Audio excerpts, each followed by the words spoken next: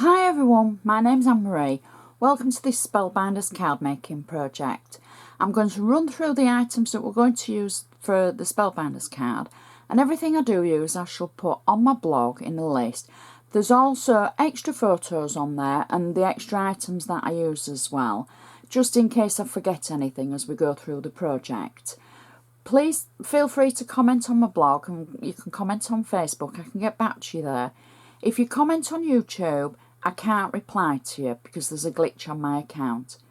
But feel free to comment anyway because I do read them. You can always share my projects, so, if you've got any crafty friends and you think they might be interested. So, let's get on. Let's craft.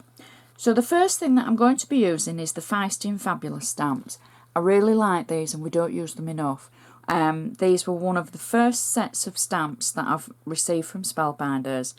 They're very useful, and there's a lady that I can't remember the name of the stamp, but it's a gorgeous stamp of a very Parisian looking lady, and they match perfectly. But you don't have to use them with that. You can use them on their own. Use them for many projects. So those are the Feisty and Fabulous stamps. We're also going to be using the Succulent and Mum die to make some embellishments. And we're also going to be using Labels 33. So those are the three Spellbinders items that we're going to be using. And I'd just like to say that this is a really super card. I was going to say super fast, but I think, it's got flowers in it. And I think when you start flower making, time sort of ticks on and you lose yourself in your crafting. So I won't say it's quick and easy. It is an easy card, and you'll be surprised at how quick it comes together. So I've got a 6x6 square card, and I've used one of my labels 33 to cut an aperture in the front of the card. And all I've done is open the card up, place the die where I wanted it in the centre. I've used some craft masking tape to position it, to hold it in position, and then I've taken it through my die cutting machine. So the 6x6 card should fit through most of the die cutting machines. So then what I've done is I've just used my bone folder. I don't know if I'm repeating myself now. Just use my bone folder to make sure I've still got that nice sharp edge on the side of the card so that it'll stand up nicely. Now for the inside of our card, I've done this technique before. I did it a couple of weeks ago on an Anna Griffin project that I did. And where I've made some flowers for the front of the card, I've used the waste to create a stenciled effect using the Succulent and Mum dies. So you can see sort of where the shapes come from. And I've simply used a stenciling technique, and then I've gone around the edge with an ink pad just to give it a little bit of contrast. And then I've used a pen and made 3 little dots at the side of the flowers that I've stenciled, and that kind of tones it all in so it will match with the colour scheme that we're going to be using. So I'm going to simply position it in the centre of our card like that. It had flat tape on it, so it'll sit nice and flat. And then I'm going to just close that, and I've stamped using one of our Feisty and Fabulous stamps onto the same size as the aperture die that I've cut. So basically you can see the aperture there, and that's the centre of it. So I've stamped on that, and I've just inked around the edge. I've taken it through my Xyron machine for the adhesive for the back, and I've already gone round the edge to make sure that all the adhesive is away from the edge. And what I'm going to do is I'm going to just press the card down, and I'm going to pop our die cut in the aperture like that. And then I'm just going to lift the front of the card up because I want it to stick to the back of the card, like so. So that is in position actually on the inside of our card, but it will be seen from the front, if that makes sense. So that is our sentiment that we'd normally put on the front. You can see it, you know, but it's stuck on the inside. So next I've taken a piece of very colourful and very pretty paper, and I've used the Labels 33 again to cut a slightly larger aperture in the paper, and then I've just inked around the edge of the paper. Now the paper is by a firm called Spellbinders. I've had it quite a long time, so I don't think it's one of the current releases, but they do have some gorgeous papers, so worth checking them out. I'll find a link if I can, and pop it on my blog. So I've got flat tape on the back of this, and I'm simply going to position it through our card front, so you can see how it kind of gives a halo effect using the aperture around the sentiment in the centre, even though it's on the back of the card. Next, what I've done is I've actually missed an item, just as I was thinking there. I've missed an item from our preview for what we're using.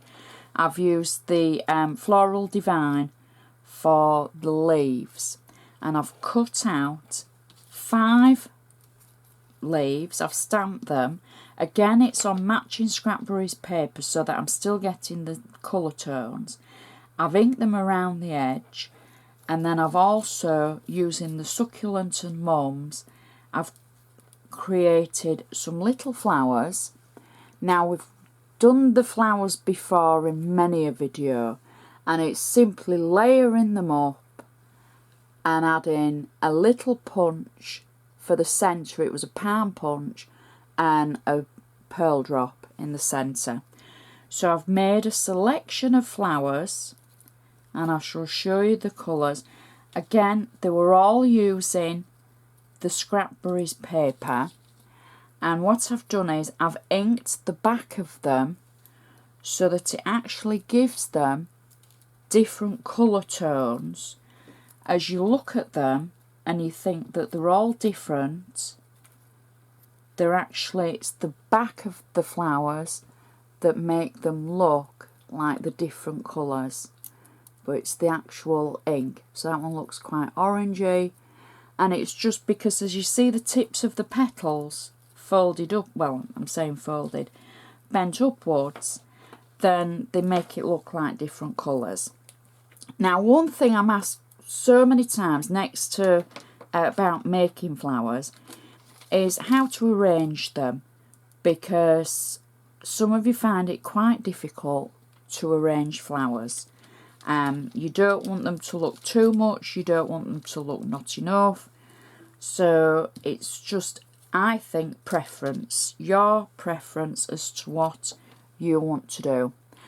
So instead of adding the glue to the leaves this time, we're going to add it from, I'm using a piece of wax paper, so I'm going to dip the leaves in, and I'm going to arrange the leaves around the aperture.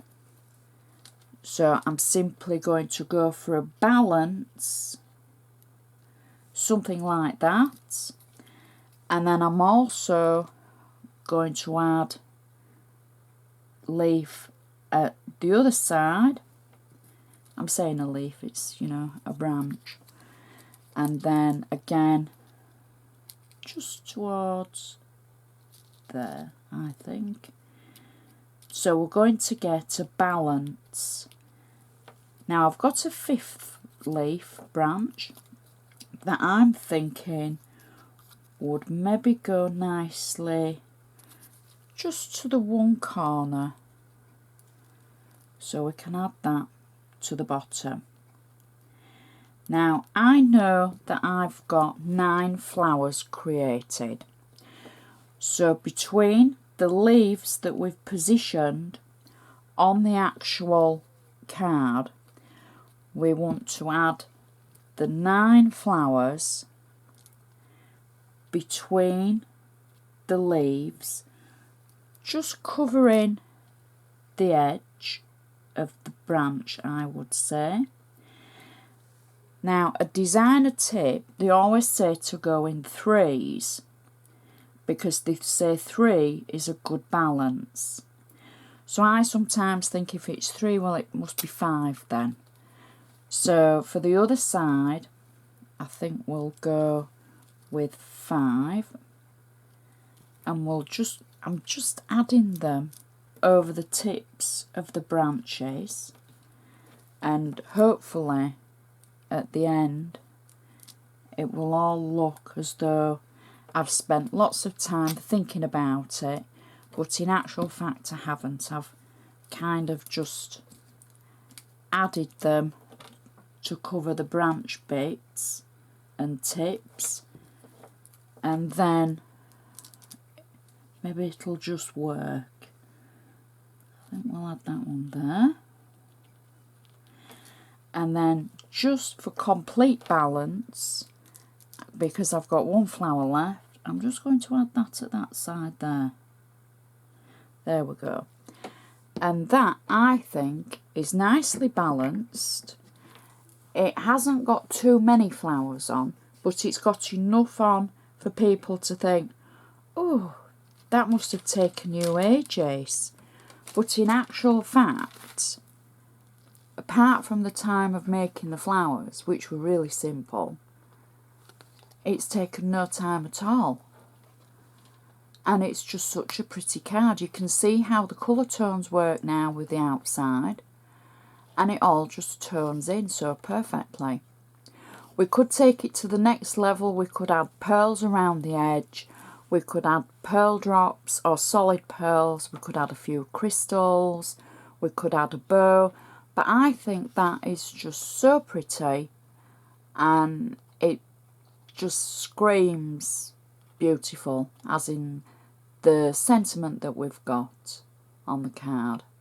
Stands up nicely. You might need a little bit of padding for your flowers, just to protect them. Make sure you use a good strong glue, and it's just such a gorgeous card. I hope you've enjoyed watching it and it's given you some ideas. I love making the videos, I love hearing from you, so please feel free to contact me on Facebook or on my blog. I can read your comments on YouTube. I know I'm repeating myself, I'm sorry.